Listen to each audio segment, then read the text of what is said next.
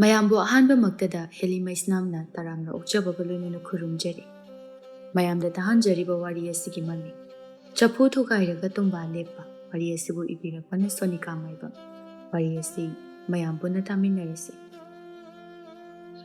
ꯏꯄꯥ ꯏꯄꯨꯅ ꯊꯝꯕꯤꯔꯝꯕ ꯏꯪꯈꯣꯜ ꯑꯁꯤꯗꯤ ꯐꯅ ꯋꯥꯔꯕꯁꯨ ꯀꯥꯏꯔꯣꯏꯗꯕꯅꯤ꯫ ꯃꯆꯥ ꯑꯩꯈꯣꯏꯒꯤꯅꯤ ꯈꯟꯗꯨꯅ ꯊꯅꯝꯕ ꯃꯐꯝ ꯑꯁꯤꯗꯤ ꯇꯨꯡꯒꯤ ꯆꯥꯔꯣꯜ ꯁꯨꯔꯣꯜꯒꯤꯁꯨ ꯈꯟꯅ ꯈꯥꯛꯇꯨꯅ ꯃꯈꯣꯏ ꯍꯤꯡꯂꯝꯃꯤ ꯍꯥꯏꯕ ꯑꯗꯨ ꯈꯪꯍꯧꯅꯕ ꯍꯥꯏꯗꯨꯅ ꯐꯅ ꯋꯥꯔꯕꯁꯨ ꯏꯄꯥ ꯏꯄꯨꯒꯤ ꯏꯪꯈꯣꯜ ꯑꯁꯤꯗꯤ ꯆꯦꯛꯁꯤꯟꯅ ꯊꯝꯂꯦ꯫ ꯏꯕꯦꯅꯨꯡꯁꯤ ꯃꯅꯦꯝ ꯑꯃ ꯑꯣꯏꯕꯗ ꯃꯅꯦꯝꯒꯤ ꯂꯤꯆꯠ ꯆꯠꯂꯝꯗꯦ꯫ ꯁꯨꯅꯤꯡ ꯅꯣꯝꯅꯤꯡꯗꯦ, ꯉꯥꯏꯍꯥꯛ ꯉꯥꯏꯍꯥꯛꯀꯤ ꯌꯥꯅꯅꯕ ꯍꯥꯏꯗꯨꯅ ꯃꯤꯉꯣꯟꯗ ꯇꯧꯁꯤꯟꯅꯩ꯫ ꯁꯛꯂꯣꯟ ꯑꯣꯟꯗꯨꯅ ꯃꯤꯅ ꯃꯥꯕꯨ ꯉꯥꯏꯍꯥꯛ ꯑꯣꯏꯔꯕꯁꯨ ꯅꯨꯡꯁꯤꯍꯜꯂꯤ꯫ ꯑꯁꯤꯒꯨꯝꯕ ꯃꯑꯣꯡ ꯃꯇꯧ ꯑꯁꯤꯅ ꯃꯃꯧ ꯅꯨꯄꯤ ꯏꯕꯦꯅꯤꯅꯁꯨ ꯃꯅꯦꯝꯕꯨ ꯎꯁꯤꯠꯇꯕꯅꯤ꯫ ꯃꯅꯦꯝꯅ ꯍꯥꯏꯕ ꯋꯥ ꯃꯥꯅ ꯇꯥꯗꯕꯅꯤ꯫ ꯃꯅꯦꯝꯗꯒꯤ ꯃꯥꯅ ꯉꯝꯂꯞ ꯇꯧꯅ ꯆꯠꯄꯅꯤ꯫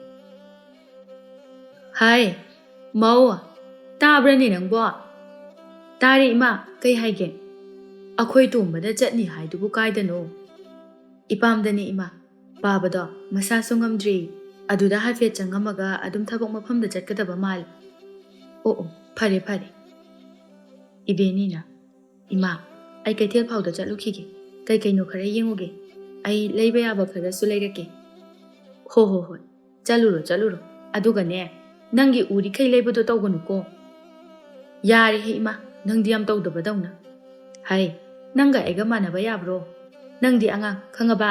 ꯑꯩꯈꯣꯏꯗꯤ ꯆꯍꯤ ꯇꯪꯈꯥꯏ ꯆꯜꯂꯕꯅꯤ꯫ ꯍꯣ, ꯆꯍꯤ ꯇꯪꯈꯥꯏ ꯆꯟꯒꯦꯔꯥ ꯆꯜꯂꯣꯏꯔꯥ, ꯑꯍꯜꯅ ꯅꯤꯌꯣꯝ ꯆꯨꯝꯗ꯭ꯔꯕꯗꯤꯅꯦ ꯑꯗꯨꯝ ꯐꯔꯛ ꯇꯥꯕ ꯅꯠꯇ꯭ꯔꯅꯦ ꯍꯥ ꯏꯃꯥ? ꯌꯥꯔꯦ, ꯅꯪꯒ ꯑꯣꯟꯁꯤꯟꯅꯗꯨꯅ ꯈꯠꯅꯕꯒ ꯉꯝꯗꯦꯀꯣ꯫ ꯏꯕꯦꯅꯤ ꯄꯩꯊꯣꯛꯑꯝꯗꯨꯅ ꯆꯪꯈ꯭ꯔꯦ꯫ ꯃꯅꯤ ꯃꯃꯧ ꯑꯅꯤꯁꯤ ꯑꯣꯟꯊꯣꯛꯅ ꯅꯨꯡꯉꯥꯏꯅ ꯂꯩꯈ꯭ꯔꯕ꯫ ꯅꯨꯡꯉꯥꯏꯕ ꯍꯥꯏꯕꯕꯨ ꯀꯔꯤꯗ ꯍꯪꯉꯨꯔꯅꯤ? ꯃꯄꯨꯔꯣꯏꯕ ꯑꯃꯗꯤ ꯃꯆꯥꯅ ꯇꯧꯔꯤꯕ ꯑꯋꯥꯕ ꯑꯗꯨꯗꯤ ꯈꯪꯕ ꯅꯠꯇꯦ꯫ ꯏꯕꯦꯅꯤ ꯀꯩꯊꯦꯜ ꯑꯗꯨꯗ ꯃꯥꯒꯤ ꯑꯄꯥꯝꯕ ꯐꯤ ꯐꯅꯦꯛ ꯈꯟꯗꯨꯅ ꯂꯩꯔꯤ꯫ ꯏꯅꯦ, ꯁꯤꯒꯤ ꯑꯉꯥꯡꯕ ꯃꯆꯨꯒꯤ ꯐꯤꯁꯤꯕꯨ ꯀꯌꯥꯅꯣ? ꯐꯤꯗꯣ 150 ꯈꯛꯇꯅꯤ꯫ ꯇꯥꯡꯃꯜꯂꯤꯗ ꯏꯅꯦ, 100 ꯄꯤꯔꯝꯃꯒꯦ꯫ ꯍꯣꯏ, ꯄꯤꯔꯝꯃꯣ꯫ ꯏꯕꯦꯅꯤ ꯀꯩꯊꯦꯜ ꯑꯗꯨꯗꯒꯤ ꯃꯥꯒꯤ ꯂꯩꯅꯤꯡꯕ ꯂꯩꯗꯨꯅ ꯍꯜꯂꯛꯂꯦ꯫ ꯅꯨꯃꯤꯗꯥꯡ ꯋꯥꯏꯔꯝꯒꯤ ꯃꯇꯝ ꯑꯗꯨꯗ ꯇꯣꯝꯄꯣꯛ ꯊꯕꯛ ꯃꯐꯝꯗꯒꯤ ꯍꯜꯂꯛꯄꯅꯤ꯫ ꯃꯥꯒꯤ ꯃꯃꯥꯒ ꯃꯆꯥꯒꯅ ꯁꯨꯃꯥꯡꯗ ꯐꯝꯗꯨꯅ ꯁꯥꯟꯅꯔꯝꯕ ꯑꯗꯨꯗ, ꯏꯃꯥ, ꯏꯕꯦꯅꯤꯗꯤ ꯎꯗꯦꯅ, ꯀꯥꯏ ꯆꯠꯈꯤꯒꯦ? ꯀꯩꯊꯦꯜꯗ ꯆꯠꯅꯤꯅ ꯆꯠꯈꯤꯕꯅꯤ꯫ ꯁꯦꯜ ꯈꯔ ꯄꯨꯁꯤꯜꯂꯛꯑꯗꯤ ꯃꯥꯒꯤꯗꯤ ꯑꯗꯨ ꯉꯥꯛꯇꯅꯤ꯫ ꯑꯣ, ꯈꯪꯗꯦ, ꯑꯩꯀꯣ ꯅꯪꯒꯤ ꯅꯨꯄꯤꯒ ꯉꯥꯡꯅꯕ ꯉꯝꯄꯣꯠꯇꯦ꯫ ꯇꯣꯝꯄꯣꯛ ꯑꯃꯗꯤ ꯏꯕꯦꯅꯨꯡꯁꯤ ꯐꯝꯗꯨꯅ ꯋꯥꯔꯤ ꯁꯥꯟꯅꯔꯝꯃꯤ꯫ ꯇꯟꯖꯥ ꯑꯗꯨꯗ ꯏꯕꯦꯅꯤ ꯃꯈꯨꯠꯇ ꯄꯣꯠꯌꯣꯝ ꯑꯃ ꯄꯥꯏꯗꯨꯅ ꯆꯪꯂꯛꯏ꯫ ꯃꯈꯣꯏ ꯇꯥꯆꯧ, ꯀꯌꯥꯝ ꯀꯨꯏꯔꯒꯦ ꯍꯜꯂꯛꯄ? ꯀꯨꯏꯔꯦ, ꯅꯪꯗꯤ ꯑꯩꯅ ꯁꯦꯜ ꯈꯔ ꯁꯤꯟꯅꯈ꯭ꯔꯕꯅꯤꯅ ꯅꯨꯡꯉꯥꯏꯔꯦꯅꯦ ꯅꯠꯇ꯭ꯔꯣ? ꯑꯩꯒꯤ ꯁꯤꯈꯩ ꯍꯣꯠꯅꯔꯨꯕ ꯅꯠꯇ꯭ꯔꯣ? ꯅꯪꯅ ꯅꯨꯡꯉꯥꯏꯊꯣꯛꯄ ꯅꯔꯜꯗꯤ ꯂꯩꯇꯅ? ꯑꯁ, ꯌꯥꯔꯦꯍꯦ ꯃꯈꯣꯏ ꯇꯥꯆꯧ, ꯑꯣꯟꯊꯣꯛꯅ ꯇꯥꯅꯤꯡꯗꯦ꯫ ꯍꯔꯥꯎ ꯆꯍꯤ ꯑꯃꯒꯤ ꯑꯄꯥꯝꯕ ꯂꯩꯖꯕꯁꯤꯗ꯫ ꯑꯗꯨ ꯉꯥꯛꯇꯅꯤ ꯅꯪꯒꯤꯗꯤ꯫ ꯆꯠꯂꯣ, ꯌꯦꯡꯅꯤꯡꯗꯦ꯫ ꯁꯟꯙ꯭ꯌꯥ ꯃꯇꯝ ꯑꯣꯏꯔꯦꯀꯣ꯫ ꯉꯁꯤꯗꯤ ꯏꯟꯁꯥꯡꯁꯦ ꯍꯥꯎꯔꯅꯤ꯫ ꯌꯣꯡꯆꯥꯛ ꯑꯂꯨꯁꯤꯃ ꯍꯋꯥꯏ ꯃꯨꯕꯤ ꯇꯧꯔꯒ ꯏꯔꯣꯜꯂꯁꯤ, ꯑꯗꯨꯒ ꯇꯨꯡꯍꯟꯕꯤꯁꯤꯃ ꯄꯨꯝꯇꯥꯎ ꯇꯥꯎꯔꯒ꯫ ꯑꯍꯥꯎꯕ ꯆꯥꯕꯗꯤ ꯄꯥꯝꯈ꯭ꯔꯕ꯫ ꯃꯈꯣꯏ ꯇꯥꯆꯧꯗꯤ ꯆꯥꯔꯣꯏꯗꯕꯅꯤꯅ꯫ ꯍꯥꯏ, ꯌꯥꯔꯦ, ꯇꯥꯅꯤꯡꯗ꯭ꯔꯦ꯫ ꯆꯠꯂꯣ, ꯊꯕꯛ ꯏꯪꯈꯥꯡ ꯑꯗꯣ ꯂꯣꯏꯁꯤꯜꯂꯨꯔꯣ꯫ ꯏꯃꯥ, ꯂꯥꯛꯑꯣ, ꯉꯥꯛꯇ ꯃꯇꯦꯡ ꯄꯥꯡꯕꯤꯌꯨ꯫ ꯄꯥꯡꯅꯤ, ꯁꯤꯡꯈ꯭ꯔꯦ ꯑꯩꯒꯤ ꯏꯃꯧꯁꯦ, ꯋꯥꯍꯩ ꯈꯣꯟꯗꯥꯗꯤ ꯅꯨꯡꯁꯤꯈ꯭ꯔꯕ꯫ ꯅꯣꯏꯅꯅꯤꯅ ꯑꯃꯨꯛ ꯈꯟꯅꯔꯛꯑꯅꯨꯀꯣ, ꯋꯥꯅꯒ ꯍꯜꯂꯛꯄꯒ ꯇꯥꯅꯤꯡꯗꯦ, ꯆꯠꯂꯣ꯫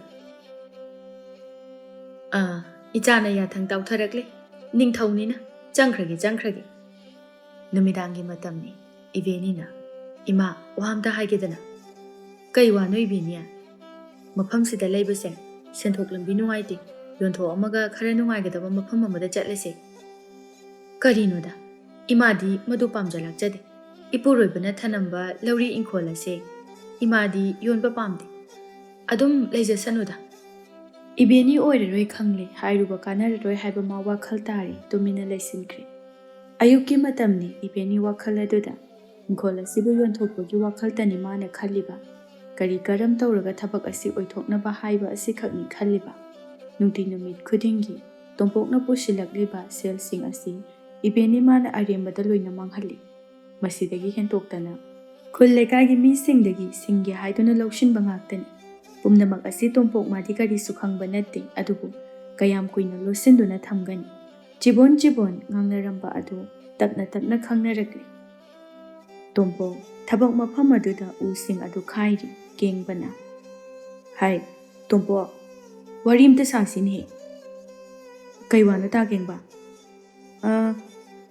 ꯅꯪꯒꯤ ꯍꯟꯗꯛꯀꯤ ꯈꯨꯠꯁꯨꯃꯟꯗꯣ ꯅꯪꯒꯤ ꯅꯨꯄꯤꯅ ꯂꯧꯈ꯭ꯔꯕꯅꯤꯀꯣ, ꯑꯗꯨ ꯍꯥꯏꯒꯦ ꯇꯧꯕꯅꯤ꯫ ꯇꯣꯝꯄꯣꯛ ꯀꯔꯤꯁꯨ ꯈꯨꯝꯗ꯭ꯔꯤ꯫ ꯃꯝꯁꯤꯜꯂꯛꯄ ꯃꯇꯝ ꯑꯗꯨꯗꯅꯤ ꯇꯣꯝꯄꯣꯛ ꯁꯥꯎꯅ ꯃꯌꯨꯝꯗ ꯍꯜꯂꯛꯄꯅꯤ꯫ ꯆꯪꯂꯛꯇꯨꯅ ꯆꯥꯛꯈꯨꯝꯗ ꯂꯩꯔꯤꯕ ꯃꯥꯒꯤ ꯅꯨꯄꯤ ꯏꯕꯦꯅꯤꯗ ꯑꯁꯨꯝꯅ ꯍꯥꯏꯔꯛꯏ꯫ ꯍꯥꯏ ꯏꯕꯦꯅꯤ, ꯅꯪꯅ ꯇꯥ ꯀꯦꯡꯕꯗꯒꯤ ꯁꯦꯜ ꯀꯌꯥ ꯂꯧꯔꯨꯕ ꯍꯥꯏ? ꯅꯍꯥꯟꯗꯣ ꯑꯆꯤꯟꯕ ꯑꯃ ꯂꯥꯛꯄꯗꯒꯤ ꯇꯥ ꯀꯦꯡꯕꯗꯒꯤ ꯂꯧꯔꯨꯕꯅꯤ꯫ ꯀꯔꯤ? ꯅꯨꯄꯤ ꯅꯪꯅ? ꯑꯗꯨꯁꯨ ꯑꯩꯉꯣꯟꯗ ꯀꯩꯝꯇ ꯍꯥꯏꯗꯅ? ꯅꯪ ꯉꯁꯤꯗꯤ ꯆꯩ ꯆꯥꯕ ꯇꯥꯕꯅꯤ꯫ ꯑꯁꯤ ꯍꯥꯏꯗꯨꯅ ꯇꯣꯝꯄꯣꯛ ꯁꯥꯎꯅ ꯑꯄꯥꯏꯄꯣꯠꯅ ꯊꯥꯗꯨꯅ ꯏꯕꯦꯅꯤꯕꯨ ꯐꯨꯕ ꯍꯧꯔꯛꯏ꯫ ꯃꯥꯒꯤ ꯅꯨꯄꯥꯅ ꯑꯗꯨꯛ ꯊꯤꯅ ꯐꯨꯔꯕꯁꯨ ꯃꯥ ꯃꯆꯤꯟ ꯈꯨꯝꯕꯗꯤ ꯍꯟꯕ ꯅꯠꯇꯦ꯫ ꯍꯥꯏ ꯑꯆꯧꯕ, ꯌꯥꯔꯦꯅꯦꯍꯦ, ꯈꯔ ꯐꯨꯔꯗꯤ ꯁꯤꯕ ꯇꯥꯔꯦꯅꯦꯍꯦ꯫ ꯃꯁꯦ ꯑꯩꯒꯤ ꯋꯥ ꯇꯥꯗꯅ ꯉꯝꯃꯤ ꯃꯇꯥꯒꯨꯝꯅ ꯊꯕꯛ ꯌꯥꯝ ꯇꯧꯏ꯫ ꯆꯩꯁꯦ ꯑꯃꯨꯛ ꯊꯥꯗꯨꯅ ꯋꯥꯔꯛꯇ꯭ꯔꯕꯗꯤ ꯃꯥ ꯑꯩꯒꯤ ꯏꯊꯛ ꯀꯥꯔꯒ ꯅꯦꯠꯀꯗꯧꯔꯤ꯫ ꯑꯗꯣ ꯌꯥꯔꯦ, ꯇꯣꯛꯅꯔꯨꯁꯤ꯫ ꯑꯁꯤ ꯍꯥꯏꯗꯨꯅ ꯃꯆꯥ ꯑꯃꯗꯤ ꯃꯃꯧꯕꯨ ꯈꯥꯝꯇꯣꯛꯏ꯫ ꯇꯣꯝꯄꯣꯛ ꯁꯥꯎꯅ ꯊꯣꯛꯈ꯭ꯔꯦ꯫ ꯏꯕꯦꯅꯤ ꯍꯟꯕ ꯀꯧꯕ ꯂꯩꯇꯦ ꯑꯗꯨꯛ ꯊꯤꯅ ꯐꯨꯔꯕ ꯑꯗꯨ ꯐꯥꯎꯕ ꯏꯕꯦꯅꯤꯅ ꯈꯔ ꯆꯩ ꯆꯥꯖꯔꯁꯨ ꯑꯩꯒꯤ ꯅꯤꯡꯕꯗꯤ ꯊꯨꯡꯉꯦ꯫ ꯏꯕꯦꯅꯨꯡꯁꯤꯅ ꯍꯥꯏ ꯏꯕꯦꯅꯤ, ꯀꯔꯤ ꯋꯥꯅꯣ ꯅꯪꯒꯤꯗꯣ ꯍꯥ? ꯅꯍꯥꯟ ꯅꯪꯅ ꯏꯪꯈꯣꯜ ꯑꯁꯤ ꯌꯣꯟꯊꯣꯛꯁꯤ ꯍꯥꯏꯈꯤꯕ ꯅꯨꯃꯤꯠ ꯑꯗꯨꯗꯒꯤ ꯅꯪꯒꯤ ꯁꯥꯖꯠ ꯂꯤꯆꯠ ꯑꯁꯦ ꯑꯁꯨꯛ ꯌꯥꯝꯅ ꯍꯣꯡꯂꯤꯕꯁꯤꯕꯨ ꯀꯔꯤꯒꯤꯅꯣ? ꯌꯥꯔꯦ ꯏꯃꯥ, ꯍꯥꯏꯕ ꯌꯥꯔꯦꯅ ꯄꯪꯍꯥꯏꯗ ꯍꯥꯏꯔꯅꯨ꯫ ꯑꯁꯤ ꯍꯥꯏꯗꯨꯅ ꯁꯥꯎꯅ ꯏꯕꯦꯅꯤ ꯆꯥꯛꯈꯨꯝ ꯑꯗꯨꯗꯒꯤ ꯊꯣꯛꯈ꯭ꯔꯦ꯫ ꯃꯍꯩ ꯅꯨꯃꯤꯗꯥꯡ ꯑꯗꯨ ꯆꯥꯛ ꯀꯅꯥꯝꯇ ꯆꯥꯅꯗ꯭ꯔꯦ꯫ ꯌꯨꯝꯊꯪꯅꯔꯤꯕ ꯃꯗꯣꯝꯆꯥ ꯑꯃꯗꯤ ꯃꯈꯨꯔꯥꯁꯨ ꯇꯥꯔꯤꯕꯅꯤ ꯉꯁꯥꯏ ꯃꯈꯩ ꯈꯠꯅ ꯂꯥꯎꯅꯔꯤꯕꯗꯨ꯫ ꯊꯣꯏꯕꯤꯅ ꯏꯃꯥ, ꯇꯥ ꯇꯣꯝꯄꯣꯛꯁꯦ ꯋꯥꯔꯅꯤ, ꯁꯨꯖꯔꯤꯁꯤꯒ ꯏꯅꯝꯃꯁꯦ ꯌꯥꯝ ꯐꯠꯇꯦ꯫ ꯃꯥꯒꯤ ꯑꯅꯤꯡꯕꯗꯣ ꯍꯦꯛ ꯊꯨꯡꯗ꯭ꯔꯗꯤ ꯑꯁꯨꯃꯥꯏꯅ ꯍꯦꯛ ꯑꯃ ꯇꯧꯏ꯫ ꯍꯣꯏꯅꯦꯍꯦ, ꯑꯗꯨꯕꯨꯗꯤ ꯃꯌꯨꯝꯗꯒꯤ ꯍꯩꯔꯒ ꯂꯥꯛꯄꯗꯣ ꯅꯨꯄꯥ ꯃꯌꯨꯝꯁꯤꯗꯁꯨ ꯃꯥꯒꯤ ꯑꯅꯤꯡꯕ ꯑꯄꯥꯝꯕꯗꯣ ꯆꯠꯊꯔꯤꯕꯅꯤ꯫ ꯑꯗꯨꯅꯅꯤ ꯏꯃꯥꯅ ꯅꯈꯣꯏꯗ ꯍꯥꯏꯔꯤꯕꯗꯣ, ꯅꯨꯄꯤ ꯑꯃ ꯑꯣꯏꯔꯒꯗꯤ ꯅꯣꯏꯅ ꯂꯩꯔꯨꯒꯗꯧꯔꯤꯕ ꯌꯨꯝ ꯑꯗꯣ ꯍꯦꯟꯅ ꯆꯥꯎꯈꯠꯅꯕ, ꯂꯟꯆꯪꯅꯅꯕ ꯍꯣꯠꯅꯧ꯫ ꯂꯩꯔꯝꯂꯤꯕ ꯈꯔ ꯑꯗꯣ ꯇꯨꯝꯅꯅꯕ ꯁꯤꯟꯕ ꯌꯥꯗꯦ ꯍꯥꯏꯔꯤꯕꯁꯦ꯫ ꯍꯣꯏ ꯏꯃꯥ꯫ ꯇꯣꯃꯥꯜꯅ ꯐꯔꯦ ꯆꯥꯛꯁꯤ ꯆꯥꯅꯔꯣ, ꯈꯠꯅꯕꯁꯨ ꯂꯦꯞꯈ꯭ꯔꯦ꯫ ꯑꯩ ꯍꯌꯦꯡꯗꯣ ꯇꯣꯝꯄꯣꯛꯁꯦ ꯋꯥꯔꯤ ꯍꯥꯏꯐꯦꯠ ꯁꯥꯒꯦ꯫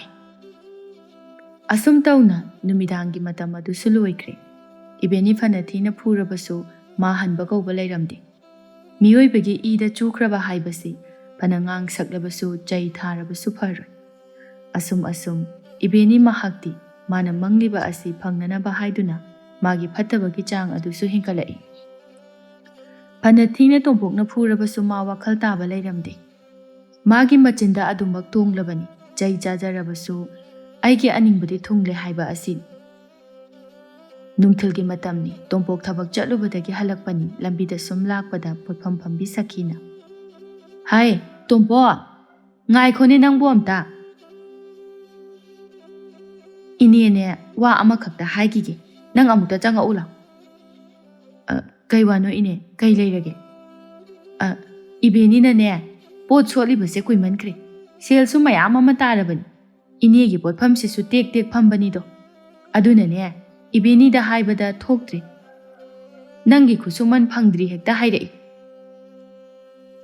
ꯍꯣꯏꯅꯦ, ꯁꯦꯜꯕꯨꯗꯤ ꯌꯥꯝ ꯌꯥꯎꯗ꯭ꯔꯦ, ꯈꯔ ꯍꯥꯟꯅ ꯄꯤꯔꯝꯃꯒꯦ꯫ ꯍꯣꯏ ꯑꯗꯨꯃꯥꯏ ꯍꯥꯏꯅꯔꯗꯤ ꯐꯩꯗꯅ꯫ ꯑꯩꯈꯣꯏꯁꯨ ꯄꯣꯠꯁꯦ ꯇꯦꯛ ꯌꯣꯜꯂꯒ ꯏꯃꯨꯡ ꯄꯨꯔꯤꯕꯅꯤꯅ ꯍꯦꯛꯇ ꯌꯥꯗꯦꯅꯦ꯫ ꯇꯣꯝꯄꯣꯛ, ꯁꯨꯔꯒ ꯆꯥꯕ ꯑꯩꯈꯣꯏꯒꯤ ꯑꯋꯥꯕꯁꯦ ꯃꯁꯤ ꯅꯠꯇ꯭ꯔꯅꯦ?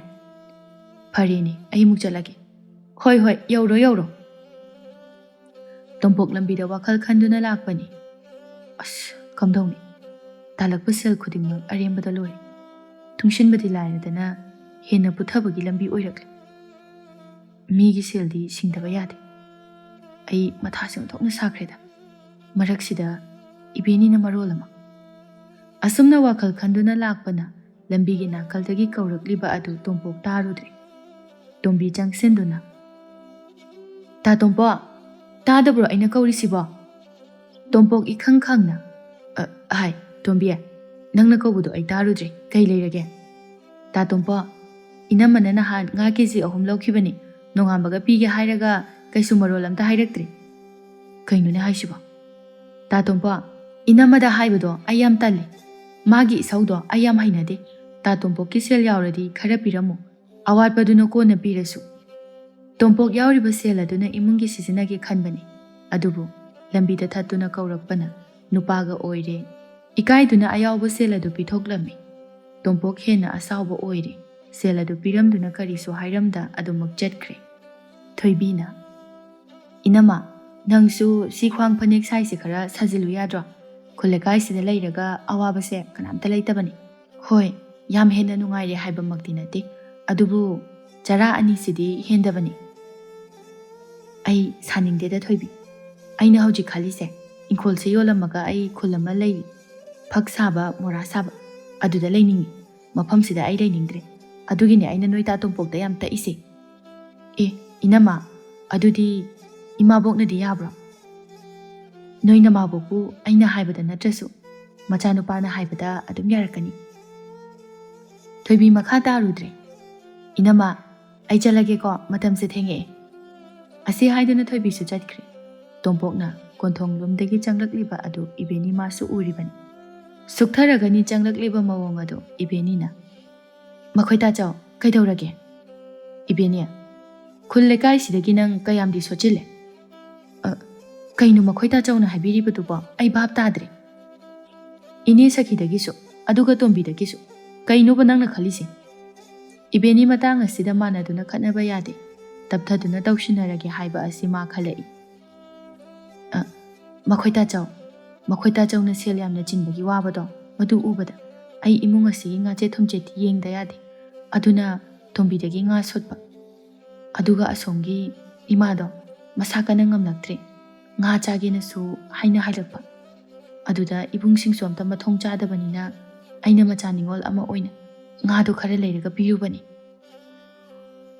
magi nupina itap tap thana hairakpa aduda kakningai wa yaudabana tompoksu makha taramda imung lomda changkhre numidangi matamni chak ising toknaraba matung ngasidi ibeni itap tap thana wa nganglai makhoita chaw ai wa amta haigena kai wano ne nupi makhoita chaw lauri inkhol sida akhoi leibase ichan chana daba mali thabak amata subada sin pangdi aduna sil su tungba ngamdi lakpaga chatpana hali aduna mafam se yontho amaga thangnaba khulda leirurasira mafam do mora gumba phakka gumba yam saduna ingna chikna panba mali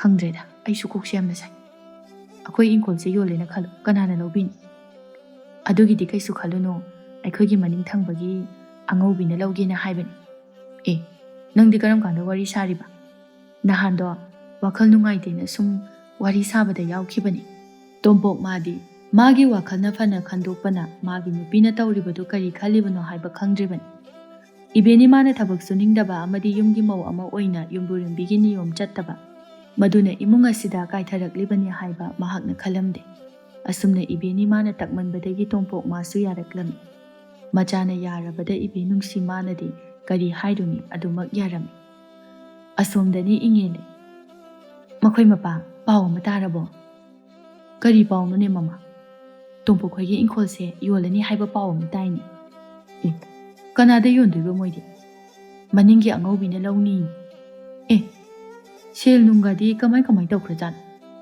खंगदेदा अदुगदिने इबेनीदी हरावबना लोइरे हाइने अखोइ थोइबिना तमकपनि ngसाइदो मा चटलुइ अदुदा इबेनीदो याम हरावना लेहौइ आदा चटलगा मोरा fuck सारगा इना खोलुरनी मोइगी वारिसे मखोइता चाव मखोइगी वारिसे चफु थुगाइरगा तुम्बा लेपदुनि अदुगा पांखक तारगा तोक्लदबनि ngaiko आइदी अंगौबिदो मागी cell खुबी लाकबिदो आई खंगिको मचित पीरगा लोइसिनखिदोइनि यामना चलाक हाइबा अंगांग खंदे मोइ थोकपा तौजरसन वखलगा अमता तादे तोम्पोकता कया चत्तुना हाइरुरे सेल तालबसु नंगी नुपिना फत्रे हाइरदि सेल मपुंगदो नसागी लोसिलहौरगा खरा पाइसिल मदुमकना नहा मांगननबा लंबीदि सिनगनुना कयारा हाइख्रे अदुबु तादे नत्रा Magi nupina haibada ilisini.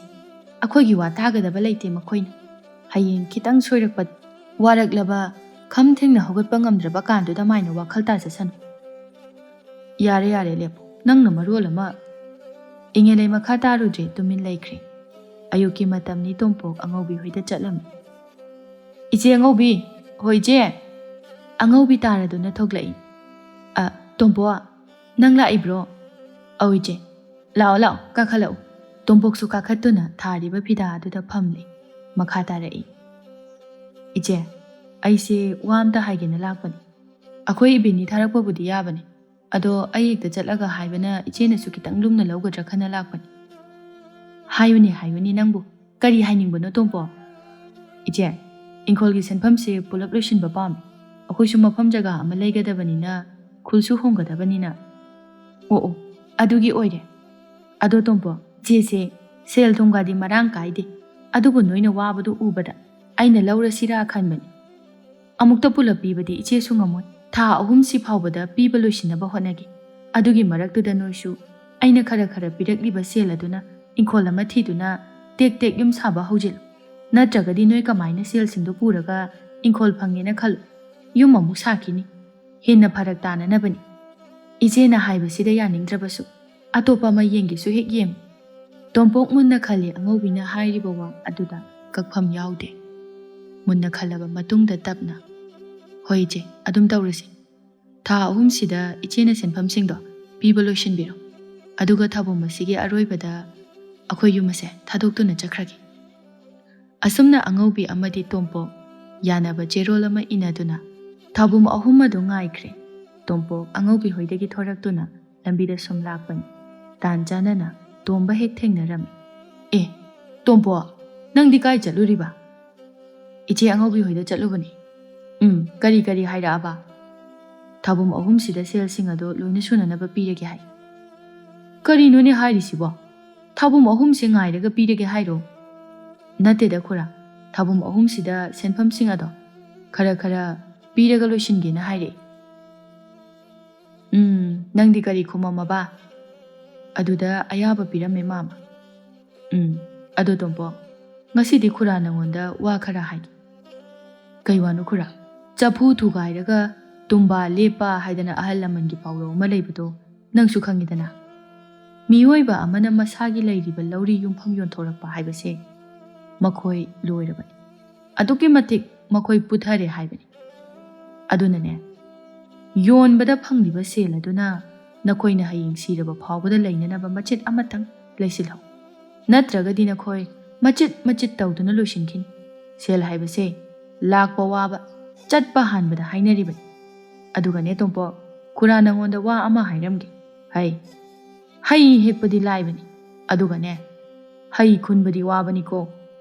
Nangne khura na hairibasi sawgun. Khura amuk chatlage. Asi haiduna tombasu chatkri. Tompo mahak wakhal tadaba magdi natte adubu laitaba lairaba mayam asina mabu wakhal tadaba haibadu oihanbani. Asumna Angaubi manasu Tompo hegi imungda sel machit adumak piraklami. Adubu yumgi mau mana wakhal tadabana piragliba sel khudingmak arembada loishinbadi yaudaba natte. Tompok manadi magi nupibu thazaduna senpam khudingmak ayamba sinaduna ahenba phangnanaba haiduna thabak suba khara di chatlami. Adubu Tompok masu wa khai waraklabanina sel khara laiba aduda chatninglamde. Nungti ahauba amadi ayuk natraga numidangda chadaba yade. Ibenungsi tawriba mawong asida mahak kharadi nungaizade. Machaga amuktangdi wari sanage haina khalai. Numidangi cha ising chanaba matamni. Imagi Tompo, ima ngasidi nangonda wa khara haini. Kaiwano ima. Lairiba yum ingkol ase chatlabani. Imadi yumgi ayon man sel sing asina. Nungtigi ahauba chaduna nungaina laibado imadi pa. Imagi achauba. Ipa ipugi pawrauda hai hekpadi laibani. Khunbadi lubani haibase masigi wahanthok khangnanaba hona. Nacha ani amasu lairi. Moigisu khara khaluni nangba. Ima, wada kai waraklaba punsin khara su nungai thoasi. Selgidi iche Angaubidagi laugadabasu khara lai. Haujik lairiba sel sing asina arembani khana sizinabani. Hai, ꯁꯦꯜꯗꯕꯨ ꯑꯔꯦꯝꯕ ꯍꯥꯏꯕ ꯑꯃꯃꯨꯛ ꯂꯩꯕ꯭ꯔꯅꯤ? ꯐꯪꯂꯛꯂꯤꯕ ꯁꯦꯜ ꯑꯗꯨ ꯇꯪꯈꯥꯏ ꯑꯃ ꯃꯥꯡꯂꯕꯁꯨ ꯇꯪꯈꯥꯏ ꯑꯃꯗꯤ ꯇꯨꯡꯁꯤꯟꯅꯔꯤꯕꯅꯤ꯫ ꯅꯈꯣꯏ ꯅꯇꯩ ꯅꯅꯥꯎꯗꯤ ꯑꯔꯩ ꯑꯔꯩꯕ ꯂꯣꯏꯅ ꯀꯥꯏꯗꯨꯅ ꯁꯤꯖꯤꯟꯅꯊꯣꯛꯂꯤ꯫ ꯆꯐꯨ ꯊꯨꯒꯥꯏꯔꯒ ꯇꯨꯝꯕꯥ ꯂꯦꯞꯄ ꯍꯥꯏꯕꯗꯨ ꯑꯣꯏꯅ ꯊꯣꯛꯂꯅꯤꯀꯣ꯫ ꯌꯥꯔꯦ ꯏꯃꯥ, ꯇꯥꯅꯤꯡꯗꯕ ꯑꯃ ꯌꯥꯎꯔꯤ꯫ ꯏꯟꯁꯥꯡꯒ ꯑꯝꯇ ꯍꯥꯎꯐꯝ ꯈꯪꯗ꯭ꯔꯦ꯫ ꯍꯥꯏ ꯏꯕꯦꯅꯤ, ꯅꯪ ꯃꯇꯝ ꯑꯃꯗ ꯅꯤꯡꯉꯝꯃꯛꯑꯣꯏꯀꯣ꯫ ꯌꯨꯝꯒꯤ ꯃꯧ ꯑꯃꯒꯤ ꯃꯒꯨꯟꯁꯨ ꯑꯃꯠꯇ ꯌꯥꯎꯗꯦ꯫ ꯅꯨꯡꯉꯥꯏꯊꯣꯛꯄ ꯅꯔꯜꯗꯤ ꯂꯩꯇꯅ ꯑꯍꯥꯎꯕ ꯆꯥꯅꯤꯡꯂꯤꯕꯗꯣ ꯆꯔꯨ ꯆꯥꯔꯒ ꯈꯥꯡꯒꯗꯕ ꯀꯨꯏꯗ꯭ꯔꯕꯅꯤꯀꯣ ꯅꯈꯣꯏ꯫ ꯑꯁ, ꯆꯥꯛꯀꯁꯦ ꯑꯣꯟꯊꯣꯛꯅ ꯆꯥꯐꯝ ꯈꯪꯗꯦ꯫ ꯑꯁꯤ ꯍꯥꯏꯗꯨꯅ ꯏꯕꯦꯅꯤ ꯁꯥꯎꯅ ꯃꯈꯨꯠ ꯑꯗꯨ ꯈꯨꯖꯥꯝ ꯑꯗꯨꯗ ꯆꯨꯞ ꯂꯨꯞꯇꯨꯅ ꯍꯥꯝꯕꯣꯏ ꯍꯥꯝꯗꯣꯛꯄꯣꯏ ꯊꯣꯛꯈ꯭ꯔꯦ꯫ ꯃꯁꯤ ꯌꯦꯡꯉꯨꯅꯤꯍꯦ ꯑꯗꯣ ꯑꯆꯧꯕ, ꯁꯦꯜꯗꯣ ꯈꯔ ꯂꯩꯔꯤꯉꯩꯗ ꯑꯩꯈꯣꯏꯅ ꯂꯧꯅꯤ ꯍꯥꯏꯕ ꯏꯪꯈꯣꯜ ꯃꯆꯦꯠꯇꯨꯃꯗꯤ ꯏꯃꯥꯗꯤ ꯂꯧꯅꯤ꯫ ꯁꯨꯝ ꯂꯧꯅꯤꯅ ꯊꯝꯃꯒ ꯁꯦꯜ ꯍꯥꯏꯁꯤꯗꯤ ꯆꯠꯄ ꯅꯥꯏꯗꯣ ꯂꯣꯏꯁꯤꯟꯈ꯭ꯔꯕꯗꯤ ꯐꯔꯛ ꯇꯥꯏ꯫ ꯑꯃꯁꯨ ꯂꯩꯍꯧꯗ, ꯑꯃꯁꯨ ꯌꯣꯟꯊꯣꯛꯈꯤ꯫ ꯇꯨꯡꯗꯅꯦ ꯑꯩꯈꯣꯏꯁꯦ ꯏꯁꯥꯒꯤ ꯀꯥꯏꯗꯣꯡꯐꯝ, ꯌꯥꯔꯦꯛꯐꯝ ꯂꯩꯇꯕ ꯂꯝꯒꯤ ꯁꯥ ꯎꯆꯦꯛꯀ ꯄꯥꯡꯈꯛ ꯑꯣꯏꯔꯛꯀꯅꯤꯀꯣ꯫ ꯏꯃꯥ, ꯅꯆꯥ ꯋꯥꯈꯜ ꯂꯣꯏꯅ ꯇꯥꯖꯔꯦ꯫ ꯑꯁꯤ ꯍꯥꯏꯔꯝꯗꯨꯅ ꯇꯣꯝꯄꯣꯛꯁꯨ ꯊꯣꯛꯈ꯭ꯔꯦ꯫ ꯏꯕꯦꯅꯨꯡꯁꯤ ꯃꯊꯃꯣꯏꯗꯗꯤ ꯃꯍꯥꯛ ꯀꯔꯤꯁꯨ ꯅꯨꯡꯉꯥꯏꯕ ꯅꯠꯇꯦ꯫ ꯃꯄꯨꯔꯣꯏꯕꯅ ꯊꯝꯕꯤꯔꯝꯂꯤꯕ ꯂꯧꯔꯤ ꯌꯨꯝꯐꯝ ꯑꯁꯤꯗ ꯃꯥꯒꯤꯁꯨ ꯑꯔꯣꯏꯕ ꯑꯣꯏꯅꯤꯡꯕꯅꯤ꯫ ꯑꯗꯨꯕꯨ ꯃꯆꯥꯒꯤ ꯈꯟꯗꯨꯅ, ꯃꯆꯥꯅꯕꯨ ꯅꯨꯡꯉꯥꯏꯅ ꯂꯩꯍꯧꯔꯕꯗꯤ ꯈꯟꯗꯨꯅ ꯇꯣꯝꯄꯣꯛ ꯑꯃꯗꯤ ꯏꯕꯦꯅꯤꯅ ꯁꯤꯜꯂꯤꯕ ꯊꯕꯛ ꯑꯁꯤꯗ ꯌꯥꯅꯤꯡꯗ ꯌꯥꯈꯤꯕꯅꯤ꯫ ꯁꯦꯜ ꯈꯔ ꯎꯕꯅ ꯏꯕꯦꯅꯤ ꯃꯥꯗꯤ ꯄꯪꯅꯨꯡꯗ ꯅꯨꯡꯉꯥꯏꯊꯣꯛꯂꯤꯕꯅꯤ꯫ ꯐꯅ ꯏꯕꯦꯅꯨꯡꯁꯤꯅ ꯍꯥꯏꯔꯕꯁꯨ ꯑꯍꯜꯅ ꯉꯥꯡꯕꯕꯨ ꯉꯥꯡꯅꯤꯡ ꯉꯥꯡꯖꯁꯅꯨ ꯈꯟꯗꯨꯅ ꯃꯥꯒꯤ ꯑꯅꯤꯡꯕ ꯑꯄꯥꯝꯕ ꯑꯗꯨꯈꯛꯅꯤ ꯇꯧꯔꯤꯕ꯫ ꯅꯨꯡꯇꯤꯒꯤ ꯈꯨꯜ ꯂꯩꯀꯥꯏꯒꯤ ꯃꯧ ꯅꯍꯥꯁꯤꯡꯒ ꯑꯅꯝꯕ ꯃꯇꯝꯗ ꯆꯥꯛ ꯆꯥꯅꯗꯨꯅ ꯂꯩꯔꯝꯃꯤ ꯏꯕꯦꯅꯤ ꯃꯥꯗꯤ꯫ ꯊꯕꯛꯇꯤ ꯁꯨꯛꯁꯨ ꯁꯨꯗ꯭ꯔꯕꯅꯤꯅ ꯂꯩꯔꯝꯂꯤꯕ ꯁꯦꯜ ꯈꯔ ꯑꯗꯨꯁꯨ ꯃꯌꯦꯡ ꯇꯥꯔꯛꯇꯕ ꯅꯠꯇꯦ꯫ ꯃꯈꯣꯏ ꯃꯄꯥ, ꯑꯩꯗꯤ ꯇꯣꯝꯄꯣꯛ ꯍꯣꯏ, ꯏꯅꯦ ꯏꯕꯦꯅꯨꯡꯁꯤ ꯍꯣꯏꯁꯦ ꯑꯣꯟꯊꯣꯛꯅ ꯅꯨꯡꯉꯥꯏꯈꯤꯗ꯭ꯔꯦ꯫ ꯇꯣꯝꯄꯣꯛꯅ ꯅꯨꯄꯤ ꯊꯤꯗ꯭ꯔꯤꯉꯩ ꯃꯇꯝꯗꯗꯤ ꯃꯃꯥ ꯃꯆꯥꯁꯦ ꯁꯨꯕ ꯅꯣꯝꯕ ꯀꯟꯗꯨꯅ ꯋꯥꯅ ꯍꯣꯠꯅꯗꯨꯅ ꯂꯩꯖꯕꯅꯤ꯫ ꯑꯗꯨꯕꯨ ꯏꯕꯦꯅꯤꯁꯦ ꯂꯥꯛꯄꯗꯒꯤꯗꯤ ꯃꯈꯗꯥꯡ ꯑꯣꯜꯂꯤ꯫ ꯁꯨꯅꯤꯡꯗꯕꯅ ꯃꯔꯣꯜ ꯑꯃ, ꯑꯍꯥꯎꯕ ꯆꯥꯕꯅ ꯃꯔꯣꯜ ꯑꯃ ꯄꯥꯝꯂꯤꯕ, ꯂꯩꯕꯅ ꯃꯔꯣꯜ ꯑꯃ ꯄꯥꯝꯂꯤꯕ ꯏꯕꯦꯅꯤꯅ ꯇꯧꯔꯤꯕꯁꯤ꯫ ꯌꯣꯟꯊꯣꯛꯂꯤꯕ ꯏꯪꯈꯣꯜꯁꯤꯗꯒꯤ ꯐꯪꯂꯛꯄ ꯁꯦꯜ ꯑꯗꯨꯅꯅꯤ ꯃꯥꯅ ꯅꯨꯡꯉꯥꯏꯊꯣꯛꯂꯤꯕꯁꯤ꯫ ꯀꯔꯤ ꯋꯥꯈꯜꯅꯣ ꯈꯪꯗꯦ ꯃꯥꯒꯤꯁꯦ꯫ ꯇꯨꯡꯒꯤ ꯃꯆꯥꯁꯤꯡ ꯑꯁꯤꯒꯤꯗꯤ ꯀꯔꯤꯁꯨ ꯈꯟꯗꯕ꯭ꯔꯥ ꯈꯪꯗꯦ꯫ ꯑꯁ, ꯑꯩ ꯇꯜꯂꯤꯗ, ꯋꯥꯒ ꯑꯃꯇ ꯉꯥꯡꯅꯤꯡꯗꯦ꯫ ꯉꯥꯡꯂꯕꯗꯤꯅꯦ ꯃꯅꯨꯡ ꯃꯄꯥꯟ ꯐꯥꯎꯈꯩ ꯑꯩ ꯃꯥꯕꯨ ꯆꯩꯅꯤꯡꯉꯛꯀꯅꯤ꯫ ꯏꯃꯥ, ꯑꯗꯨꯒ ꯏꯅꯝꯃꯁꯦ, ꯋꯥꯉꯥꯡ ꯈꯨꯗꯤꯡꯒꯤ ꯃꯥꯅ ꯄꯜꯂꯤꯁꯦ ꯑꯩꯈꯣꯏꯗꯤ ꯑꯥꯒꯤ ꯈꯨꯜꯗꯨꯗ ꯆꯠꯂꯒ ꯅꯨꯡꯉꯥꯏꯅ ꯂꯩꯔꯨꯔꯅꯤ, ꯃꯐꯝ ꯑꯗꯨꯁꯨ ꯑꯗꯨꯝ ꯄꯥꯛꯑꯦ, ꯑꯗꯨꯗꯨꯅ ꯏꯟꯁꯥꯡ ꯅꯥꯄꯤꯒꯁꯦ ꯃꯈꯜ ꯁꯨꯅ ꯊꯥꯔꯒ ꯏꯪꯈꯣꯜ ꯀꯣꯏꯅꯤ ꯀꯥꯏꯅ ꯍꯥꯏꯔꯤ ꯄꯣꯠꯅꯤ꯫ ꯑꯗꯨꯒ ꯃꯣꯔꯥ ꯐꯛꯁꯨ ꯁꯥꯅꯤ꯫ ꯃꯥꯗꯤ ꯁꯤꯗꯕꯨ ꯂꯩꯅꯤꯡꯗ꯭ꯔꯦ, ꯈꯔ ꯊꯨꯅ ꯆꯠꯅꯤꯡꯉꯤ ꯀꯥꯏꯅ ꯍꯥꯏꯔꯤꯅꯤ꯫ ꯁꯣꯏꯗ꯭ꯔꯦ, ꯑꯣꯏꯔꯅꯤ ꯏꯪꯈꯣꯜꯒꯗꯣ ꯌꯥꯝ ꯐꯖꯅ꯫ ꯃꯥꯃꯗꯣ ꯂꯩꯔꯤꯀꯥꯟꯗꯗꯤ ꯏꯅꯦꯒ ꯄꯨꯟꯅ ꯑꯁꯨꯛ ꯄꯥꯛꯈ꯭ꯔꯕ ꯏꯪꯈꯣꯜ ꯑꯁꯤ ꯃꯇꯝꯒꯤ ꯏꯟꯁꯥꯡ ꯊꯥꯗꯨꯅ ꯂꯩꯔꯝꯂꯤꯕꯅꯤ꯫ ꯃꯥꯃꯅ ꯂꯩꯈꯤꯗ꯭ꯔꯕ ꯃꯇꯨꯡꯗ ꯇꯣꯝꯄꯣꯛꯅ ꯅꯨꯄꯤ ꯊꯤꯗ꯭ꯔꯤꯉꯩ ꯑꯗꯨꯃꯛ ꯏꯪꯈꯣꯜ ꯀꯣꯏꯔꯝꯃꯤ꯫ ꯑꯍꯜ ꯑꯣꯏꯁꯤꯜꯂꯛꯄꯅꯤꯅ ꯉꯝꯗ꯭ꯔꯦ꯫ ꯃꯗꯨ ꯐꯥꯎꯕ ꯏꯅꯦꯁꯤꯅ ꯐꯅ ꯃꯅꯦꯝ ꯑꯃ ꯑꯣꯏꯕꯒꯤ ꯃꯑꯣꯡ ꯇꯧꯗ꯭ꯔꯒꯁꯨ ꯃꯃꯧ ꯅꯨꯄꯤ ꯂꯥꯏꯔꯕꯤ ꯏꯅꯥꯈꯨꯟꯕꯤ ꯁꯥꯕꯤꯁꯦ ꯑꯁꯤꯗ ꯀꯌꯥꯔꯛꯅꯣ ꯏꯪꯈꯣꯜ ꯑꯁꯦ ꯀꯣꯏꯁꯦꯅ ꯈꯠꯅꯈꯤꯕꯗꯣ꯫ ꯊꯕꯛ ꯁꯨꯅꯤꯡꯗꯕꯤ, ꯑꯍꯥꯎꯕ ꯆꯥꯕꯤ ꯄꯥꯝꯕꯤ ꯑꯁꯤ ꯑꯁꯤꯅ ꯌꯥꯈꯤꯗꯕ꯫ ꯑꯗꯨꯒ ꯑꯥꯗ ꯎꯅꯤ ꯀꯥꯏ, ꯅꯣꯛꯄꯨ ꯅꯣꯛꯆꯅꯤꯡꯉꯤ, ꯁꯥꯎꯅꯤꯡꯕꯗꯤ ꯂꯥꯏꯔꯗꯅ꯫ ꯌꯥꯔꯦ ꯇꯣ, ꯅꯣꯏ ꯅꯨꯄꯤ ꯃꯁꯦꯟꯁꯦ ꯍꯨꯟꯗꯨꯅ ꯉꯥꯡꯅꯔꯅꯤ꯫ ꯃꯣꯏꯒꯤ ꯏꯃꯨꯡꯅꯤ, ꯃꯣꯏꯅ ꯊꯣꯛꯄ ꯃꯥꯏ ꯇꯧꯖꯁꯅꯤ꯫ ꯑꯗꯨꯒꯤ ꯅꯠꯇꯦꯗ, ꯃꯈꯣꯏ ꯃꯄꯥ ꯏꯅꯦ ꯍꯣꯏꯁꯦ ꯀꯨꯏꯅ ꯂꯩꯃꯤꯟꯅꯔꯛꯄꯅꯤ, ꯅꯨꯡꯉꯥꯏꯇꯦ꯫ ꯃꯧ ꯑꯁꯤꯅ ꯍꯦꯛ ꯂꯥꯛꯈꯤꯕꯗꯒꯤ ꯃꯈꯗꯥꯡ ꯑꯣꯜꯂꯤ꯫ ꯑꯗꯨꯒ ꯑꯉꯧꯕꯤꯅꯁꯨ ꯀꯗꯔ ꯇꯧꯗꯨꯅ ꯃꯈꯣꯏꯒꯤ ꯏꯪꯈꯣꯜꯁꯦ ꯂꯧꯍꯧꯔꯅꯤ꯫ ꯁꯦꯜ ꯃꯆꯤꯠ ꯃꯆꯤꯠ ꯈꯔ ꯄꯤꯔꯛꯄ ꯑꯗꯨꯁꯨ ꯃꯍꯥꯔꯥꯅꯤ ꯏꯕꯦꯝꯃ ꯑꯁꯤꯅ ꯅꯨꯡꯇꯤꯒꯤ ꯅꯨꯡꯉꯥꯏꯊꯣꯛꯏ꯫ ꯁꯤꯗꯕꯨ ꯏꯄꯥ ꯏꯄꯨꯒꯤ ꯄꯥꯎꯔꯧ ꯑꯃ ꯂꯩꯗꯥꯏꯅꯦ, ꯆꯐꯨ ꯊꯨꯒꯥꯏꯔꯒ ꯇꯨꯝꯕꯥ ꯂꯦꯞꯄꯗꯣ ꯑꯗꯨ ꯇꯥꯔꯒ ꯇꯣꯛꯀꯗꯧꯔꯤꯕꯅꯤ꯫ ꯑꯗꯨꯃꯗꯤ ꯁꯣꯏꯗ꯭ꯔꯕꯅꯤ꯫ ꯁꯦꯜꯗꯤ ꯅꯣꯡꯃ ꯅꯣꯡꯃꯒꯤꯅꯤ ꯏꯕꯦꯅꯤ ꯃꯥꯅ ꯂꯣꯏꯁꯤꯜꯂꯤꯕ꯫ ꯑꯁꯨꯝꯅ ꯊꯥ 2 ꯇꯪꯈꯥꯏ ꯍꯧꯖꯤꯟꯈ꯭ꯔꯦ꯫ ꯊꯥꯕꯨꯝ 3 ꯐꯥꯒꯗꯕ ꯁꯨꯞꯅꯇꯒꯤ ꯆꯌꯣꯜ ꯑꯃꯃꯨꯛꯇ ꯉꯥꯏꯔꯝꯃꯤ꯫ ꯅꯣꯡꯃꯒꯤ ꯅꯨꯃꯤꯠꯅꯤ ꯑꯉꯧꯕꯤ ꯇꯣꯝꯄꯣꯛ ꯍꯣꯏꯗ ꯂꯥꯛꯂꯝꯃꯤ꯫ ꯍꯥꯏ ꯇꯣꯝꯄꯣꯛ, ꯅꯪꯕꯨ ꯂꯩꯕ꯭ꯔꯣ? ꯑꯩ ꯂꯥꯛꯏꯅꯦꯍꯦ꯫ ꯏꯕꯦꯅꯨꯡꯁꯤ ꯇꯥꯔꯗꯨꯅ, ꯍꯥꯏ ꯑꯉꯧꯕꯤ, ꯅꯪ ꯂꯥꯛꯏꯕ꯭ꯔꯥ? ꯑꯧ ꯏꯅꯦ, ꯑꯩ ꯂꯥꯛꯏꯌꯦ꯫ ꯇꯣꯝꯄꯣꯛꯄꯨ ꯂꯩꯇ꯭ꯔꯣ? ꯂꯩꯕꯅꯤ, ꯉꯁꯤꯗꯤ ꯃꯁꯥ ꯉꯝꯗꯦ ꯍꯥꯏꯗꯅ ꯃꯥꯒꯤ ꯀꯥꯗ ꯄꯣꯊꯥꯔꯝꯒꯗꯕ ꯃꯥꯜꯂꯤ꯫ ꯏꯅꯦ ꯀꯧꯔꯛꯀꯦꯀꯣ? ꯍꯣꯏ ꯏꯅꯦ꯫ ꯍꯥꯏ ꯏꯕꯦꯅꯤ, ꯅꯪꯕꯨ ꯇꯥꯕ꯭ꯔꯥꯅꯦ? ꯇꯣꯝꯄꯣꯛ ꯅꯕꯥꯅꯤ ꯑꯃꯨꯛꯇ ꯊꯣꯛꯂꯛꯎ, ꯅꯆꯦ ꯑꯉꯧꯕꯤ ꯂꯥꯛꯏꯅꯦꯍꯦ꯫ ꯍꯣꯏ ꯏꯃꯥ, ꯊꯣꯔꯛꯑꯒꯦ, ꯇꯥꯔꯦ꯫ ꯇꯣꯝꯄꯣꯛ ꯑꯃꯗꯤ ꯏꯕꯦꯅꯤꯁꯨ ꯊꯣꯔꯛꯂꯝꯃꯤ꯫ ꯇꯣꯝꯄꯣꯛꯅ ꯏꯆꯦ ꯂꯥꯛꯑꯝꯃꯤꯔꯣ? ꯂꯥꯛꯑꯝꯃꯤꯕꯅꯤ꯫ ꯅꯪꯕꯨ ꯅꯁꯥ ꯀꯌꯥꯝ ꯀꯟꯅ ꯉꯝꯗ꯭ꯔꯒꯦ? ꯀꯩꯁꯨ ꯀꯟꯅ ꯉꯝꯗꯕꯗꯤ ꯅꯠꯇꯦꯗ, ꯂꯥꯏꯍꯧ ꯈꯔ ꯂꯩꯕ, ꯑꯗꯨꯗꯒꯤ ꯏꯁꯥꯁꯦ ꯆꯣꯛꯊꯕꯒꯤ ꯋꯥꯅꯤ꯫ ꯐꯔꯦ ꯐꯔꯦ, ꯃꯇꯥꯡꯕꯨꯗꯤ ꯆꯥꯗ꯭ꯔꯦ꯫ ꯏꯆꯦꯅ ꯍꯧꯗꯣꯛꯇꯣꯏꯁꯦ ꯊꯥꯕꯨꯝ 3 ꯊꯥꯅꯈꯤꯕꯗꯣ ꯆꯌꯣꯜ ꯑꯃꯃꯨꯛꯇ ꯉꯥꯏꯔꯤ ꯂꯣꯏꯒꯗꯕꯁꯨ꯫ ꯑꯗꯨꯅ ꯅꯈꯣꯏꯒꯤ ꯁꯦꯜ ꯑꯋꯥꯠꯄꯁꯤꯡ ꯑꯗꯨꯁꯨ ꯏꯆꯦꯅ ꯂꯣꯏꯅ ꯄꯨꯔꯛꯑꯕꯅꯤ꯫ ꯑꯗꯨꯒꯅꯦ, ꯆꯌꯣꯜꯁꯤꯃꯒꯤ ꯃꯅꯨꯡꯗ ꯅꯈꯣꯏ ꯆꯠꯅꯅꯕ ꯇꯧꯔꯣ꯫ ꯑꯩ ꯃꯐꯝ ꯑꯁꯦ ꯁꯦꯝꯗꯣꯛꯇꯨꯅ ꯉꯥ ꯊꯥꯗꯐꯝ ꯄꯨꯈ꯭ꯔꯤ ꯑꯆꯧꯕ 4-5ꯁꯨ ꯁꯦꯝꯃꯒꯦ꯫ ꯀꯩꯊꯦꯜꯗ ꯂꯂꯣꯟ ꯏꯇꯤꯛ ꯇꯧꯍꯟꯒꯦꯅ ꯈꯜꯂꯤ ꯑꯗꯨꯅꯅꯦ, ꯋꯥꯁꯤꯁꯨ ꯍꯥꯏꯒꯦ, ꯑꯗꯨꯒ ꯁꯦꯜꯁꯤꯁꯨ ꯄꯤꯊꯣꯛꯑꯒꯦꯅ ꯂꯥꯛꯏꯕꯅꯤ꯫ ꯇꯣꯝꯄꯣꯛ ꯃꯥꯗꯤ ꯏꯕꯦꯅꯤꯅ ꯃꯅꯨꯡꯗ ꯁꯦꯜ ꯂꯣꯏꯁꯤꯜꯂꯝꯒꯅꯤ ꯈꯪꯗꯕꯅ, ꯍꯣꯏ ꯏꯆꯦ, ꯑꯩꯈꯣꯏꯁꯨ ꯆꯌꯣꯜꯁꯤꯗ ꯆꯠꯅꯅꯕ ꯍꯣꯠꯅꯔꯒꯦ꯫ ꯐꯔꯦ ꯐꯔꯦ, ꯑꯗꯨꯗꯤ ꯑꯋꯥꯠꯄ ꯁꯦꯟꯐꯝꯗꯣ ꯁꯤꯗ ꯂꯩꯔꯦ꯫ ꯑꯁꯤ ꯍꯥꯏꯗꯨꯅ ꯑꯉꯧꯕꯤꯅ ꯁꯦꯜꯗꯨ ꯄꯤꯔꯛꯏ꯫ ꯐꯔꯦ ꯐꯔꯦ, ꯑꯗꯨꯗꯤ ꯏꯆꯦ ꯑꯃꯨꯛ ꯆꯠꯂꯒꯦꯀꯣ꯫ ꯐꯅꯤ ꯐꯅꯤ ꯏꯆꯦ, ꯑꯩꯈꯣꯏ ꯁꯨꯝ ꯂꯩꯍꯧꯔꯒꯦ꯫ ꯑꯉꯧꯕꯤ ꯆꯠꯈ꯭ꯔꯦ꯫ ꯇꯣꯝꯄꯣꯛꯅ, ꯏꯕꯦꯅꯤ, ꯑꯩꯅ ꯄꯤꯁꯤꯟꯈꯤꯕ ꯁꯦꯜꯁꯤꯡꯗꯨ ꯄꯨꯊꯣꯔꯛꯎ꯫ ꯃꯁꯤꯡ ꯍꯥꯏꯐꯦꯠ ꯌꯦꯡꯂꯒ ꯑꯩꯈꯣꯏꯁꯨ ꯊꯨꯅ ꯆꯠꯅꯕ ꯇꯧꯁꯤ꯫ ꯃꯈꯣꯏ ꯇꯥꯆꯧ, ꯑꯩꯁꯦ… ꯀꯩꯅꯣ ꯅꯪꯅ ꯏꯄꯥ ꯄꯥꯈꯠꯂꯤꯗꯨꯅ? ꯃꯈꯣꯏ ꯇꯥꯆꯧ, ꯁꯦꯜꯁꯤꯡꯗꯣ ꯅꯪꯅ ꯀꯩꯗꯧꯔꯕ? ꯈꯔ ꯑꯃ ꯂꯣꯏꯁꯤꯟꯈ꯭ꯔꯦ, ꯁꯤ ꯅꯠꯇ꯭ꯔꯣ? ꯑꯔꯩꯕꯗꯨ ꯄꯨꯊꯣꯔꯛꯑꯣ꯫ ꯍꯣꯏ꯫ ꯑꯁꯤ ꯍꯥꯏꯗꯨꯅ ꯏꯕꯦꯅꯤ ꯆꯪꯈ꯭ꯔꯦ꯫ ꯏꯕꯦꯅꯤ ꯁꯦꯜ ꯑꯗꯨ ꯄꯨꯊꯣꯛꯇꯨꯅ ꯇꯣꯝꯄꯣꯛꯀꯤ ꯃꯥꯡ ꯑꯣꯏꯔꯞꯅ ꯊꯝꯃꯤ꯫ ꯃꯈꯣꯏ ꯇꯥꯆꯧ, ꯁꯦꯜꯁꯤꯡꯗꯣ ꯁꯤꯗ ꯂꯩꯔꯦ꯫ ꯁꯤꯗꯤ ꯑꯁꯨꯛ ꯌꯥꯝꯕ ꯁꯦꯜ ꯃꯌꯥꯝꯗꯨꯕꯨ… ꯅꯠꯇꯦ, ꯂꯣꯏꯅ ꯂꯣꯏꯁꯤꯟꯈ꯭ꯔꯕꯣ? ꯀꯔꯤꯗ ꯂꯣꯏꯁꯤꯟꯈ꯭ꯔꯤꯅꯣ? ꯃꯁꯤ ꯊꯣꯛꯀꯅꯤ ꯍꯥꯏꯕꯁꯤ ꯑꯩꯗꯤ ꯅꯍꯥꯟꯅ ꯈꯪꯏ꯫ ꯇꯧꯅꯣ ꯍꯥꯏꯕꯗ ꯍꯦꯇꯣꯡꯈꯤꯕ ꯑꯍꯜꯅ ꯉꯥꯡꯕ ꯋꯥ ꯊꯧꯑꯣꯏꯗꯕꯒꯤ ꯃꯍꯩ꯫ ꯅꯨꯡꯉꯥꯏꯔꯦ ꯅꯨꯡꯉꯥꯏꯔꯦ, ꯎꯆꯦꯛꯇꯧꯅ ꯑꯩꯈꯣꯏꯁꯨ ꯂꯩꯔꯨꯕ ꯖꯒꯥꯗꯨꯗ ꯌꯥꯔꯦꯛꯐꯝ ꯑꯣꯏꯕ ꯍꯥꯏꯕꯗꯨꯅꯤ꯫ ꯏꯃꯥ, ꯃꯩ ꯆꯥꯛꯂꯤꯉꯩꯗ ꯏꯀꯪ ꯂꯪꯁꯤꯜꯂꯛꯀꯅꯨ꯫ ꯀꯔꯤꯕ ꯅꯪ ꯍꯧꯖꯤꯛꯀꯤꯗꯣ? ꯑꯁꯤ ꯍꯥꯏꯗꯨꯅ ꯏꯕꯦꯅꯤꯒꯤ ꯃꯈꯖꯥꯏ ꯑꯗꯨꯗ ꯈꯨꯄꯥꯛꯅ ꯑꯣꯟꯗꯨꯅ ꯊꯥꯏ꯫ ꯅꯪ ꯍꯟꯕ ꯀꯧꯕ ꯂꯩꯇ꯭ꯔꯤꯅꯦ, ꯑꯁꯨꯛ ꯆꯥꯎꯅ ꯃꯥꯡꯍꯟ ꯇꯥꯛꯍꯟꯕ꯫ ꯅꯪꯗꯤ ꯌꯨꯝꯕꯨꯔꯦꯝꯕꯤ ꯅꯠꯇꯦ, ꯌꯨꯝꯇꯥꯛ ꯀꯩꯇꯥꯛꯄꯤꯅꯤ꯫ ꯅꯪ ꯌꯨꯝꯁꯤꯗ ꯂꯩꯕ ꯌꯥꯔꯣꯏ꯫ ꯍꯥꯏꯌꯣ, ꯅꯣꯛꯄꯨ ꯅꯣꯛꯆꯅꯤꯡꯉꯤ꯫ ꯅꯌꯨꯝꯁꯨ ꯂꯩꯇ꯭ꯔꯕꯗ ꯑꯗꯨꯛ ꯌꯥꯝꯅ ꯋꯥꯖꯥꯎ ꯉꯥꯡꯉꯤꯕ? ꯆꯠꯈꯤꯒꯦ ꯀꯩꯅꯣ? ꯑꯩꯒꯤꯗꯤ ꯑꯩꯅ ꯃꯇꯝ ꯈꯔ ꯅꯨꯡꯉꯥꯏꯕ ꯌꯥꯕ ꯅꯨꯡꯉꯥꯏꯊꯣꯛꯑꯝꯃꯦ꯫ ꯂꯩꯅꯤꯡꯗꯦ ꯅꯣꯏ ꯌꯨꯝꯁꯤꯗ꯫ ꯅꯪ ꯃꯤ ꯎꯁꯤꯠꯇꯕ!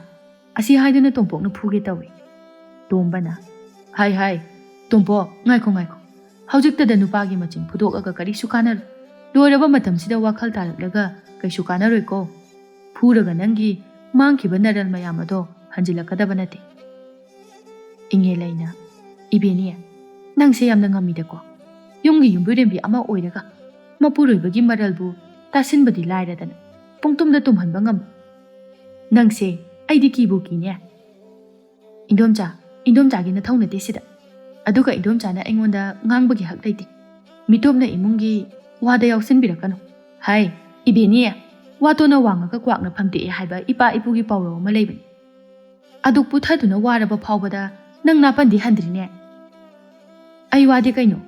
ꯏꯄꯨꯔꯣꯏꯕꯒꯤ ꯃꯔꯜꯅ ꯅꯨꯡꯉꯥꯏꯊꯣꯛꯄꯅꯤ ꯀꯩꯅꯣ꯫ ꯇꯣꯝꯄꯣꯛ ꯁꯥꯎꯅ ꯅꯥꯀꯟꯗꯒꯤ ꯏꯕꯦꯅꯤꯕꯨ ꯈꯨꯄꯥꯛꯅ ꯊꯥꯔꯛꯏ꯫ ꯇꯣꯝꯄꯣꯛ ꯃꯃꯤꯠ ꯑꯗꯨ ꯏꯃꯨꯛ ꯉꯥꯡꯗꯨꯅ, ꯑꯗꯨꯛ ꯄꯨꯛꯆꯦꯜ ꯄꯤꯛꯄ!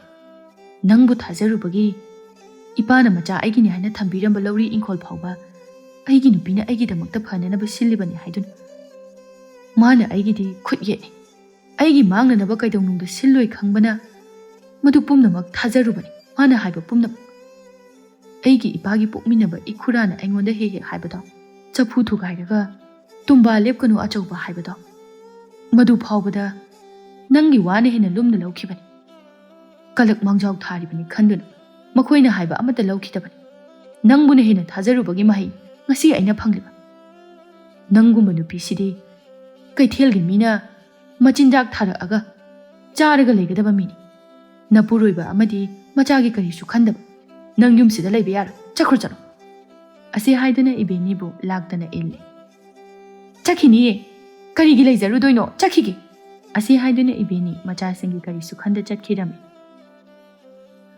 ꯕꯥꯕꯥ, ꯏꯃꯥꯁꯦ ꯑꯝꯇ ꯈꯥꯝꯃꯨ꯫ ꯑꯁꯤ ꯍꯥꯏꯗꯨꯅ ꯑꯉꯥꯡ ꯑꯗꯨ ꯀꯞꯍꯧꯏ꯫ ꯏꯕꯦꯅꯤ ꯃꯥꯗꯤ ꯍꯟꯅ ꯐꯥꯎꯕ ꯌꯦꯡꯉꯝꯗ ꯃꯆꯥꯒꯤ ꯃꯤꯅꯨꯡꯁꯤ ꯂꯩꯇ ꯆꯠꯈꯤꯔꯝꯃꯤ꯫ ꯇꯣꯝꯄꯣꯛ, ꯍꯧꯈ꯭ꯔꯕꯗꯤ ꯍꯧꯈ꯭ꯔꯦ꯫ ꯅꯨꯄꯤꯅ ꯐꯠꯂꯣꯏ ꯍꯥꯏꯅ ꯐꯠꯇ꯭ꯔꯕꯗꯤ ꯐꯍꯟꯕ ꯉꯝꯒꯗꯕ ꯅꯠꯇꯦ꯫ ꯃꯥꯒꯤ ꯂꯥꯡꯗ ꯇꯥꯆꯧꯅ ꯊꯝꯕꯤꯔꯝꯕ ꯏꯪꯈꯣꯜꯁꯤꯃꯗꯤ ꯇꯨꯝꯃꯤ, ꯑꯗꯨꯕꯨ ꯅꯤꯡꯍꯟꯅꯒꯅꯨ ꯏꯆꯥꯁꯤꯗꯤ꯫ ꯏꯇꯩꯃꯅꯦ ꯅꯆꯥꯁꯤꯡ ꯑꯁꯤꯒ ꯈꯨꯔꯥꯒꯤ ꯁꯪꯒꯣꯏ ꯑꯁꯤꯗ ꯈꯥꯖꯤꯟꯗꯨꯅ ꯂꯩꯔꯣ, ꯑꯗꯨꯒ ꯑꯍꯜ ꯑꯣꯏꯔꯕꯤ ꯅꯃꯥ ꯑꯃꯗꯤ ꯅꯆꯥꯁꯤꯡ ꯑꯁꯤꯕꯨ ꯅꯪꯅ ꯃꯆꯥ ꯑꯃꯗꯤ ꯃꯄꯥ ꯑꯃ ꯑꯣꯏꯅ ꯌꯦꯡꯁꯤꯟꯗꯨꯅ ꯂꯩꯔꯣ꯫ ꯈꯨꯔꯥ, ꯅꯆꯥ ꯌꯥꯝ ꯂꯥꯜꯂꯤ, ꯑꯩꯕꯨ ꯑꯃꯨꯛꯇ ꯉꯥꯛꯄꯤꯌꯨ꯫ ꯐꯔꯦ ꯐꯔꯦ, ꯍꯧꯈ꯭ꯔꯕꯗꯤ ꯍꯧꯈ꯭ꯔꯦ, ꯇꯨꯡꯒꯤ ꯄꯣꯂꯣꯏꯒꯤ ꯌꯦꯡꯉꯨ꯫ ꯇꯣꯝꯄꯣꯛ ꯉꯁꯤ ꯍꯥꯏꯕ ꯅꯨꯃꯤꯠ ꯑꯁꯤꯗꯒꯤ ꯃꯥ ꯋꯥꯈꯜ ꯐꯖꯅ ꯇꯥꯗꯨꯅ ꯅꯨꯄꯥ ꯑꯃ ꯑꯣꯏꯅ ꯀꯟꯅ ꯁꯨꯅꯣꯝ ꯇꯧꯗꯨꯅ ꯀꯥꯏꯊꯔꯛꯂꯤꯕ ꯃꯈꯣꯏꯒꯤ ꯏꯃꯨꯡꯕꯨ ꯑꯃꯨꯛ ꯅꯧꯍꯧꯅꯅ ꯁꯦꯝꯒꯠꯀꯦ ꯍꯥꯏꯕ ꯋꯥꯈꯜ ꯑꯁꯤꯗ ꯑꯋꯥꯕ ꯂꯩꯇ ꯁꯨꯅꯣꯝꯗꯨꯅ ꯃꯆꯥꯁꯤꯡꯒ ꯑꯃꯗꯤ ꯃꯃꯥꯒ ꯏꯪꯅ ꯆꯤꯛꯅ ꯂꯩꯈꯤꯔꯝꯃꯤ꯫ ꯑꯗꯨꯕꯨ ꯏꯕꯦꯅꯤ ꯃꯍꯥꯛꯇꯤ ꯃꯥꯒꯤ ꯇꯧꯖꯔꯨꯕ ꯃꯍꯩꯅ ꯍꯅꯨꯕ ꯑꯃꯗ ꯈꯨꯜ ꯂꯩꯀꯥꯏꯒꯤ ꯃꯤꯌꯥꯝꯁꯤꯡꯅ ꯀꯩꯅꯥ ꯀꯠꯇꯨꯅ ꯍꯅꯨꯕ ꯑꯗꯨꯒꯤ ꯃꯆꯥꯁꯤꯡꯅ ꯑꯣꯠ ꯅꯩꯗꯨꯅ ꯋꯥꯅ ꯃꯄꯨꯟꯁꯤ ꯑꯗꯨ ꯂꯦꯟꯈꯤꯔꯝꯃꯤ꯫